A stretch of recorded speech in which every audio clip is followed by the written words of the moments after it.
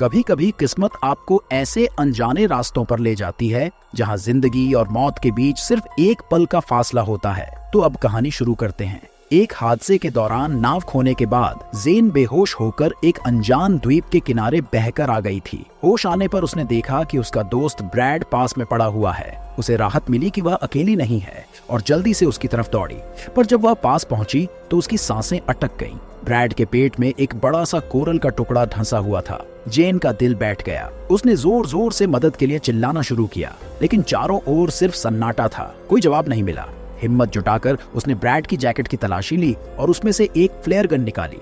फिर उसने किसी तरह ब्रैड को किनारे से थोड़ा दूर खींचा।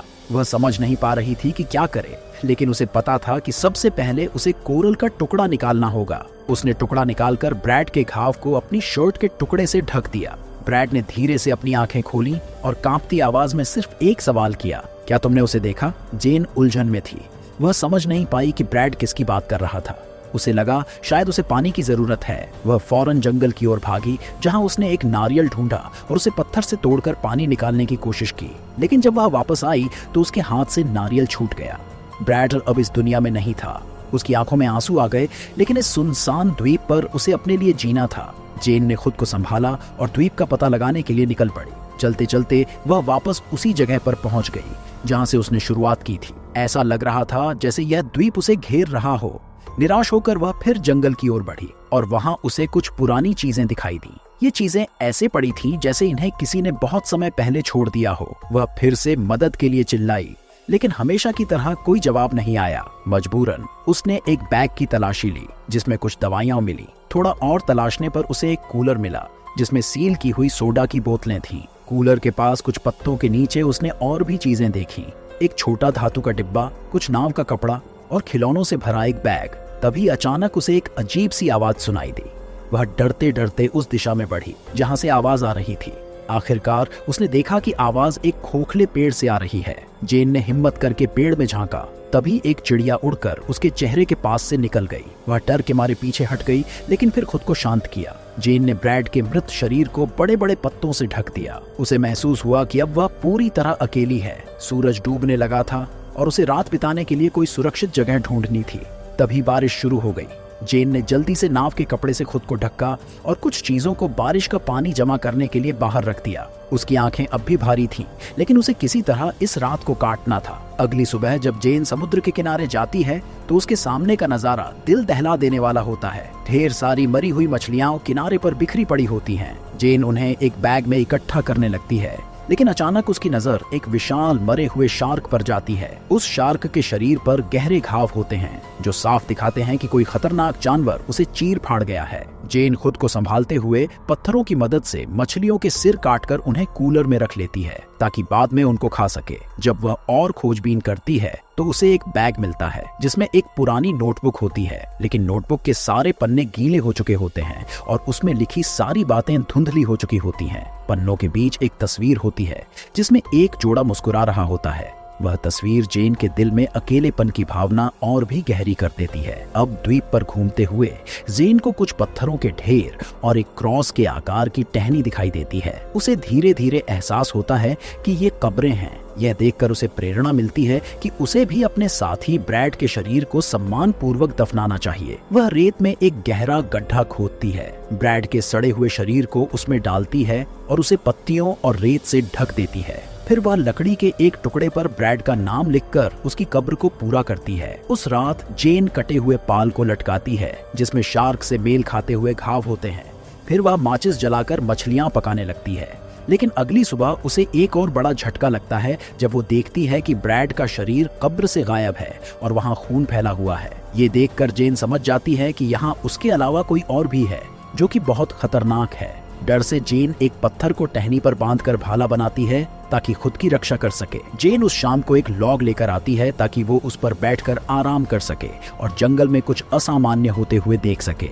धीरे धीरे थकान से उसकी आंख लग जाती है, लेकिन रात के बीच में एक अजीब सी आवाज उसे जगा देती है। वो तुरंत उठती है और पेड़ों के बीच कुछ खोजने लगती है, लेकिन कुछ नहीं दिखता। उसे लगता है कि शायद ये आग की आवाज रही होगी और वो वापस सो जाती है। अगली सुबह जब जेन समुद्र की ओर जाती है तो उसे पानी में कुछ वस्तुएं तैरती हुई दिखती हैं। वो उन्हें उठाने के लिए पानी में जाती है और तैरने से पहले एक डुबकी लगाकर समुद्र के नीचे देखती है। वहाँ उसे एक रहस्यमय छेद दिखता है जो समुद्र की सतह में खुला होता है। वो और नजदीक जाने की हिम्मत नहीं कर पाती और किनारे लौट आती है। उस सूटकेस में उसे ढेर सारे कपड़े मिलते हैं और वो कुछ गर्म कपड़े पहनकर आराम महसूस करती है। रात में जेन फिर से उस बॉक्स को देखती है और मृत मालिकों की तस्वीरें पाती है। तभी अचानक उसे विमान की आवाज सुनाई देती है। जेन तुरंत तट की तरफ दौड़ती है और फ्लेयर छोड़ती है, लेकिन अफसोस विमान उसे नहीं देख पाता। फ्लेयर समुद्र में गिरते ही एक लंबी अजीब परछाई दिखाई देती है।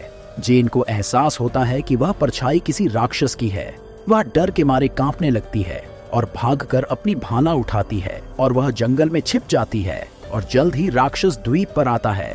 वह झाड़ियों के बीच उसे खोजने की कोशिश करता है, लेकिन जेन खुद को इतना छिपा लेती है कि राक्षस उसे ढूंढ नहीं पाता और बिना हमला किए चला जाता है। अगले दिन जेन देखती है कि राक्षस ने उसके शिविर को पूरी तरह बर्बाद कर दिया है। वह टूटे हुए सामान के बीच बैठकर पुरानी तस्वीरें उठाती है। तभी उसके होश उड़ जाते हैं जब उसे बैकग्राउंड में राक्षस की आंखें दिखाई देती हैं। अब उसे भागने के अलावा और कोई रास्ता नहीं दिखता। वह ब्रैड और अपनी लाइफ जैकेट को एक सूटकेस में रखती है और उसे पानी में ले जाती है, लेकिन सूटकेस उसे सहारा देने में असमर्थ होता है। जेन को इतनी हताशा होती है कि वह सूटकेस को रेत पर फेंक देती है। अंततः जेन एक खोखले पेड़ के अंदर छिप जाती है और वहीं सोने का फैसला करती है। रात के बीच में फिर से राक्षस की आवाज सुनाई देती है। वह उसके लॉक को घुमाता और पटकता है, लेकिन जेन किसी भी तरह से खुद को चुप रखने और सुरक्षित रखने में कामयाब रहती है।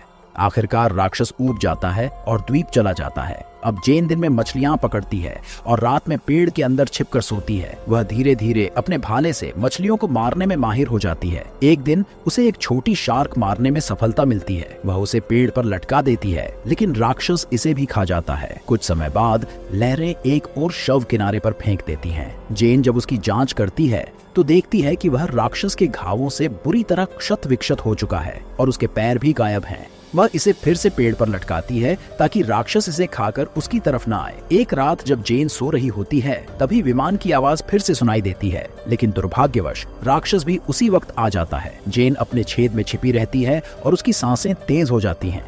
विमान का शोर धीरे धीरे गायब हो जाता है और राक्षस वापस समुद्र में चला जाता है। अगले दिन जेन अपने बचने की कोशिश में एक झूला बनाती है और उसे पेड़ की ऊंचाई पर लटका देती है ताकि राक्षस की पहुंच से दूर रह सके। वह रात को आराम से झूले में लेटी होती है जब राक्षस झाड़ियों के बीच से निकलकर रस्सियों को खींचने लगता है। जेन चिल्लाती है और संघर्ष करती है, लेकिन अंत में वह गिर जाती है और भागने लगती है। राक्षस उसका पीछा करते हुए पानी में कूदता है, तेजी से तैरता है और जेन को पकड़ने की कोशिश करता है। जेन डर के मारे उसे अपने भाले से मारती है, लेकिन राक्षस उसे रेत पर पटक देता है। वह भयानक राक्षस फिर से जेन पर हमला करता है और वो सीधे पानी में गिर जाती है। वह जैसे ही पानी में गिरी, उसकी आंखों में मौत का खौफ नजर आ रहा था। लेकिन इससे पहले कि राक्षस उसे मार सके, अचानक आसमान से तेज गरज की आवाज होती है, जिससे जानवर उस आवाज से डरकर भाग गया। जेन के पास ज्यादा समय नहीं था। वह तुरंत एक पेड़ पर चढ़ गई और वहां रात बिताने का फैसला किया। बारिश हो रही थी और उसे नींद भी आ रही थी, लेकिन कोई और चारा नहीं था। सुबह होते ही उसने अपने पैर की जांच की और एक गहरा घाव देखा जो उसे और भी चिंतित कर गया। थोड़ी देर बाद जेन ने कपड़े बदले और घाव को साफ करने की कोशिश की। तभी उसकी नजर पास के पानी में एक लाइफ राफ्ट पर पड़ी। बिना समय बर्बाद किए वह पानी में कूद गई और उसकी ओर तैरने लगी। राफ्ट में उसके बॉयफ्रेंड लुक्स और ब्रैड की गर्लफ्रेंड मिया बैठे थे। जेन ने उनकी मदद की और उन्हें किनारे तक ले आई। लुक्स और मिया तुरंत एक दूसरे के गले लग गए, जबकि जेन ने अपनी पकड़ी हुई मछलियां और सोडा साझा किया। जेन ने उन्हें उस जानवर के बारे में बताने की कोशिश की जो उसने देखा था और कहती है कि उन्हें तुरंत राफ्ट लेकर यहाँ से निकल जाना चाहिए। लेकिन लुक्स और मिया उसकी बातों पर विश्वास नहीं कर रहे थे। उनका मानना था कि जेन ने अकेलेपन में कुछ भ्रम देख लिया होगा। थोड़ी देर बाद जेन ने कहा कि वह और खाना लाएगी और लुक्स से उसका स्विस चाकू मांगती है। जब वह मछली साफ कर रही थी तो उसकी नजर चाकू पर लगे खून के धब्बों पर पड़ी। उसे शक होने लगा कि कुछ तो गड़बड़ है। उसने लुक्स और मिया को फिर से जाने के लिए मनाने की कोशिश की, लेकिन दोनों की बहस होने लगी। लुक्स चिल्लाने लगा और जेन को लगा कि अब उसे चुपचाप भाग जाना चाहिए। उसने अपने सामान को राफ्ट में रख दिया और राफ्ट को समुद्र में धकेलने की कोशिश की, लेकिन तभी लुक्स और मिया ने उसे देख लिया और उसे रोकने के लिए दौड़े। लुक्स ने उसे पकड़ लिया और संघर्ष में जेन ने मिया के चेहरे पर लात मार दी। गुस्से में मिया ने चप्पू से जेन को बेहोश कर दिया। जब जेन रात को होश में आई तो उसने खुद को पेड़ से बंधा हुआ पाया। उसने लुक्स और मिया से उसे खोलने की विनती की, लेकिन दोनों ने उसे अनसुना कर दिया। मिया गुस्से में वहां से चली गई और लुक्स जेन के पुराने व्यवहार की शिकायत करने लगा। वह उसे याद दिलाने लगा कि कैसे वो दोनों एक साथ खुश नहीं थे। वह बताता है कि जेन ने ब्रेकअप की धमकी भी दी थी। जेन उसे समझाने की कोशिश करती है कि यह बातें करने का सही समय नहीं है, लेकिन लुक्स उसकी बात सुनने को तैयार नहीं होता। इसी बीच मिया किनारे पर टहल रही थी। अचानक लुक्स और जेन ने उसकी चीख सुनी। लुक्स मशाल लेकर उसकी तरफ भागा। वहां पहुंचकर उसने देखा कि वो राक्षस मिया पर हमला कर रहा था। उसने मशाल से उस पर हमला किया, लेकिन राक्षस उसे दूर फेंक देता है और मिया को समुद्र में खींच ले जाता है। जब तक जेन खुद को रस्सियों से आजाद कर पाई, तब तक बहुत देर हो चुकी थी। पानी में सिर्फ खून तैर रहा था। अगले दिन लुक्स ने आखिरकार जेन के साथ राफ्ट में निकलने का फैसला किया। उन्होंने मछलियां पकड़ी और आखिरी माचिस से आग जलाकर उन्हें पकाया। वे राफ्ट में अपना सारा सामान रखकर समुद्र की ओर निकल गए। राफ्ट के अंदर जेन को खून के धब्बे दिखे और तभी लुक्स ने पानी में उस जानवर को तैरते हुए देखा। उसका पंजा लुक्स पर हमला करने के लिए बाहर आया। लुक्स तुरंत राफ्ट के अंदर छिप गया और जेन ने उसे बंद कर दिया, लेकिन जानवर हार मानने वाला नहीं होता। वह राफ्ट के नीचे से खरोंचने लगता है। कुछ देर की कोशिश के बाद जानवर राफ्ट में छेद कर देता है और अपना सिर अंदर कर लेता है। जेन तुरंत उसे लात मारती है और लुक्स फ्लेयर गन से उस पर हमला करता है। पहली गोली वह चूक जाता है, लेकिन दूसरी बार वह फ्लेयर सीधे जानवर के मुंह में चला देता है। दोनों ने इस मौके का फायदा उठाकर उस भयंकर जीव को पानी में वापस धकेल देते हैं। एक पल के लिए दोनों को ऐसा लगा कि वे अब सुरक्षित हैं, लेकिन अगले ही क्षण वह जीव फिर से राफ्ट के नीचे से निकलता है और जेन को पकड़कर पानी के भीतर खींच लेता है। वह उसे अपनी गुफा की तरफ ले जाने की कोशिश करता है। जेन पूरी ताकत से उसके चंगुल से छूटने की कोशिश करती है और तभी उसे लुकास का खंजर याद आता है। वह तुरंत खंजर निकालकर जीव पर वार करती है। दर्द में वह उसे छोड़कर पानी में गहराई की तरफ भागता है। इस बीच जेन देखती है कि लुकास उसे बचाने के लिए पानी में कूद चुका है, लेकिन जीव बहुत तेजी से उसकी तरफ बढ़ता है और उसे आखिरी पल में पकड़कर अपनी गुफा में खींच लेता है। जेन का दिल टूट जाता है और वह दर्द में चिल्लाते हुए किनारे पर लौटती है। वह देखती है कि जो आग उन्होंने बुझाई थी उसमें अभी भी थोड़ी चिंगारी बाकी है। जेन भागकर आग को फिर से जलाने की कोशिश करती है, जब तक कि आग ठीक से जलने न लगे। वह जानती है कि उसे कुछ करना होगा। वह लुकास को नहीं छोड़ सकती। वह अपनी नोटबुक निकालती है और उसमें एक पत्र लिखती है, ताकि अगर उसकी मौत हो जाए और कोई उसे ढूंढे तो उसे हालात का पता चल सके। जेन के दिमाग में एक योजना तैयार होती है। वह कई भाले बनाती है, लकड़ियां और पत्तियां इकट्ठा करती है और रेत में गड्ढे खोदती है। इस दौरान उसे एक कंकाल मिलता है तो वह उसकी हड्डियों का भी इस्तेमाल करने का फैसला करती है। रात होते ही वह जीव पानी से बाहर आता है और मछली की गंध का पीछा करते हुए जंगल में घूमने लगता है। जेन ने इसे फंसाने के लिए कई अलाव जलाए होते हैं। जैसे ही वह जानवर चारे तक पहुंचता है, जेन ने उसे चारों ओर से आग में फंसा लिया। उसने भाला उठाया और उस पर जोरदार हमला किया। पहला वार करने के बाद वह पेड़ के पीछे छिप जाती है, लेकिन जीव उसे ढूंढने की कोशिश करता है। जेन उसके पीठ फेरने का इंतजार करती है और फिर हड्डी से वार करती है, लेकिन वह तुरंत उसे गिरा देता है। जेन हार मानने वालों में से नहीं थी। वह फिर उठकर वार करती है और इस बार वह इतनी जोर से जीव को मारती है कि वह दूर गिर जाता है। जेन ने देखा कि वह अब घायल हो चुका है। दर्द से कराहता वह जीव अब कमजोर लग रहा था। जेन ने फैसला किया कि अब वक्त है लड़ाई को खत्म करने का। वह उसके ऊपर टूट पड़ी, बार बार उस पर वार किया। खुद भी कई बार चोट लगी, पर उसने हार नहीं मानी। जीव ने उसे रेत पर पटक दिया और उसकी बाह पकड़कर उसे दूर धकेलने की कोशिश की, लेकिन जेन ने आखिरी हड्डी का टुकड़ा निकालकर उसी घाव पर वार किया जिसे वह पहले मार चुकी थी। आखिरकार जीव ने उसे छोड़ दिया और कराहते हुए पीछे हट गया, लेकिन वह अभी भी सांस ले रहा था। जेन ने भाला उठाया और तब तक उसे मारती रही जब तक वह पूरी तरह से मर नहीं गया। थकी हुई जेन ने उसकी सख्त खोल का एक टुकड़ा उठाया और उसी से उसका सिर काट दिया। उसने सिर को सबूत के तौर पर साथ लिया और बेड़े की तरफ बढ़ने लगी। उसके पीछे जंगल की आग धधक रही थी और वह जानती थी कि अब यह सब खत्म हो चुका है। और इसी के साथ ये मूवी यहीं पर खत्म हो जाती है।